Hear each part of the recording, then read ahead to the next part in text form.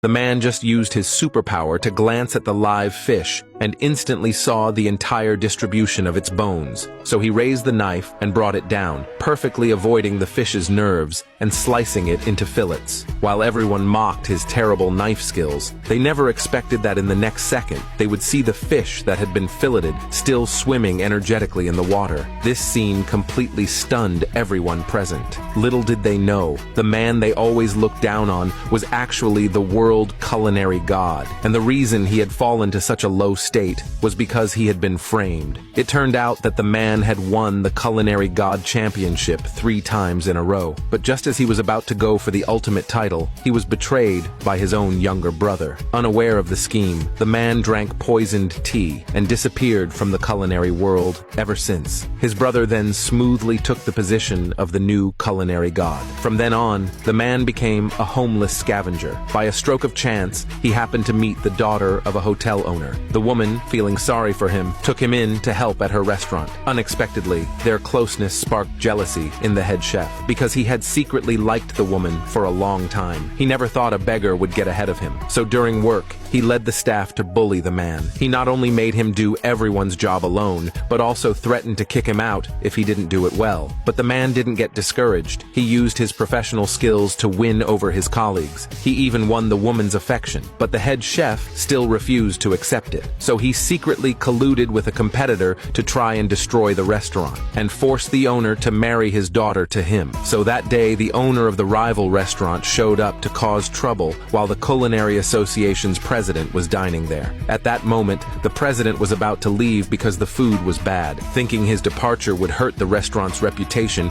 the woman became anxious. The woman's father, seeing this, asked the rival why he had to go against them. With those words, the rival dropped the act and revealed his intention. He bluntly said he just couldn't stand their family and came that day to shut down their restaurant. Then the rival invited the president to be the judge and challenged the owner. Best of 3 rounds. The loser must shut down. Soon, under the president's supervision, the contest began. The first round tested the chef's knife skills. The rival brought in a chef who claimed to have the best knife skills in the world. Seeing this setup, the restaurant's chefs were all terrified. None of them dared to step forward. As the rival pushed harder, the woman stepped up to compete, but she was insulted by the rival, who said a woman had no right to compete. He even tried to touch her inappropriately. Thankfully, the man stepped in just in time to stop him and volunteered to compete in the first round. Unexpectedly, the head chef objected, saying the man was just a worthless beggar and would only lose terribly if he competed. When the rival chef learned the man was a beggar, he felt insulted. He swore to make the man lose miserably. The match quickly began. The rival's masterful knife skills immediately won everyone's praise. The man, on the other hand, proceeded at his own pace. Soon, both presented their dishes. After the president's evaluation, he felt the rival chef's knife work was better and was about to declare him the winner. But in the next second, he accidentally noticed the fish in the man's tank, with its flesh removed, was still alive. He was instantly impressed by the man's skill. He immediately announced the man as the winner of the first round. Only then did the woman realize that the man's identity was extraordinary. Soon, the second round of the contest began. This time, the competition was in dough making.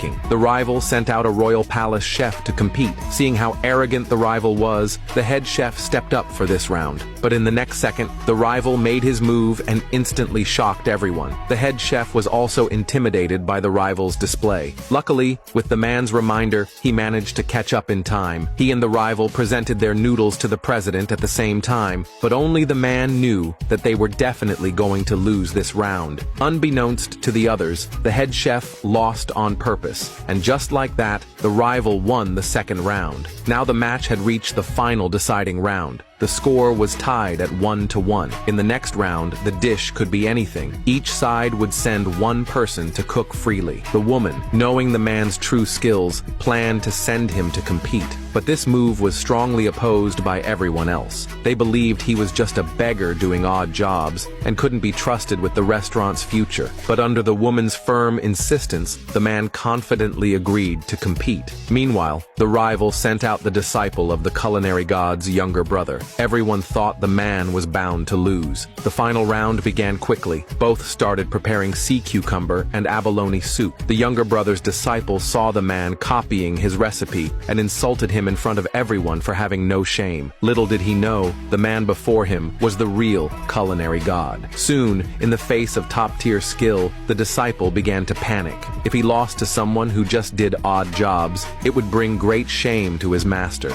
So when the man wasn't looking, he used internal energy to destroy the man's dish. Everyone saw this and thought the man was surely done for. After all, there were only 2 minutes left in the match. What good dish could he possibly make in that time? Everyone urged him to just give up. Unexpectedly, the man stayed calm and composed and began carving a single Chinese cabbage. The disciple saw the man still trying and quickly served his own dish first. The aroma instantly captivated the president's taste buds. After tasting it, he found it very delicious and was about to declare the disciple the winner. But just then, the man interrupted him and served his own cabbage soup. The rivals all mocked him when they saw it. How could cabbage soup possibly compare to sea cucumber and abalone soup? But the man didn't respond. Under his hands, the cabbage actually bloomed like a flower. This scene left everyone there completely stunned. The president was the first to recognize it as the signature dish of the culinary god. But the disciple didn't believe it, saying even his master couldn't make that dish well.